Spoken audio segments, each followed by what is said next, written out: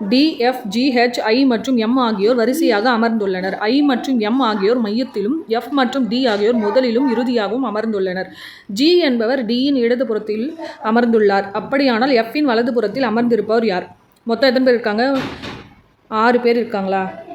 அவங்க வந்து வரிசையாக அமர்ந்திருக்காங்க.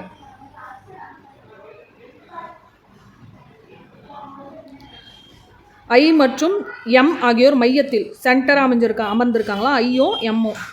சென்டர்னால் இங்கே வரமா ஐ, எம் மையத்தில் அமர்ந்திருக்காங்க.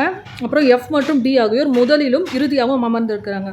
எஃப் வந்து முதலிலும், டி வந்து இறுதியாகவும் அமர்ந்திருக்காங்க.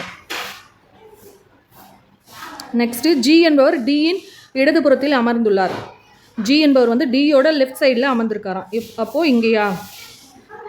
அப்படியானால் எஃப்பின் வலதுபுறத்தில் அமர்ந்திருப்பவர் யாருன்னு கேட்டிருக்காங்க. அப்போது இங்கே இருக்கிறது யார் அமர்ந்திருப்பாங்கன்னு கேட்டிருக்காங்க.